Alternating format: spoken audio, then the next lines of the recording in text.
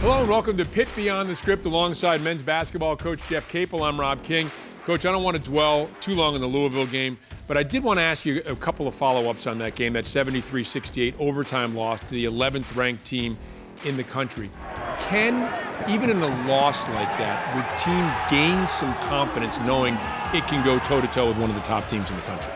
Hopefully what we learned is the importance of every possession and finishing possessions out, and the importance of 40 minutes, in that game 45 minutes, because we were, I thought, a possession away of the game not getting to overtime. It was under 2.5 minutes, we were up 7, and we actually have a good defensive possession where we block a shot.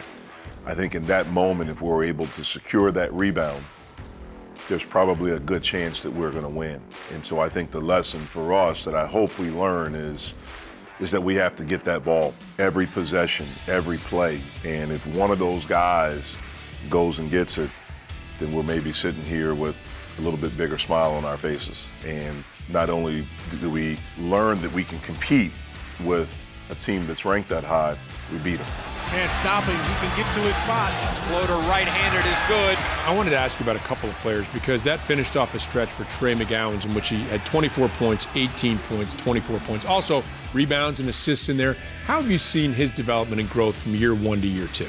Well, I think the game has slowed down for him. You know, last year he had way more turnovers. I think he had 80 turnovers and 55 assists. Already this year, he has more assists than he did last year. Good timing on the pick and pop to Champagnie. But probably most important, he has more assists and turnovers. NBA three by X-Man, nothing but net. But he's getting wide open looks, Bill, because of the ball movement. I think his understanding of our offense, what people are trying to do to him defensively, of picking spots, I think of trusting, I think all of those things have greatly improved, and because of that, I think we're a little bit better. And a lob to Champagnie, who floats away with the right hand. In that game, Justin Champagnie had 11 points, but he also had 11 rebounds. You don't really have that type of player that you can count on for 10, 12 rebounds a game, and so it always seems like there's a different guy. Maybe it's an Audi's Tony or a Champagnie or somebody else.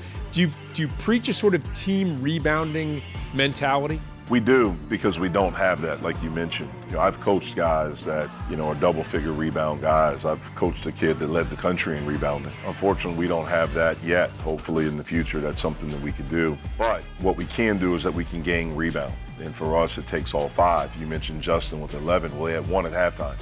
And so we challenged him, and he went out and he got 10. What we need, and the biggest word in our program besides discipline, is consistency. And here come the Panthers up 5X. You know, if you can get 10 and a half, then you should be able to have more than 1 at halftime. And so it's just about becoming consistent and understanding all these things are really, really important for success. Ball tipped out by Justin Champagnie. McGowan's open from 3, banks it in! I was very interested to see how your team would react coming off that game into the North Carolina game. I think there's been times maybe where the team, whether it's following a win or a loss, hasn't reacted exactly the way you want. Part of the growing pains. Wow, that was some reaction. Offensively and defensively, I thought the team was just brilliant in that first half. In the first half we were, and you know, I was very excited to see that, you know, because coming off of a tough, emotional, hard-fought loss, how are you going to be in your next game? I thought one of the great things is that we got so much energy from our crowd, especially the Zoo. Shout out to the Oakland Zoo. They've shown up here today. Oh, the big way. The way they showed up and the passion and the energy they had, I thought gave us energy. And then in turn, I thought in the first half, we gave them energy. So it was 2 groups that were connected that really helped each other out. And it's fumbled, and Tony says thank you and jams it home. But that's that word again, consistency. Can we do it? In that game, we did it for 20 minutes. In the second half, you know, we didn't have the same energy that we had in the first. We had a little bit of a letdown. That's where we have to grow up. You know, our pattern so far in conference, we're 3 and 4. Our pattern has been we win, and then we lose. And why do we lose? Because we don't have the same sense of urgency for the following game. We maybe are too excited or hang on to the win too much and we don't move on to the next play.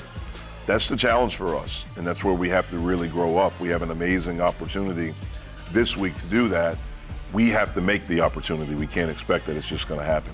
Those 3 wins are significant. We're going to talk a little bit more about that and the games coming up with Coach Capel when we resume on Pitt Beyond the Script.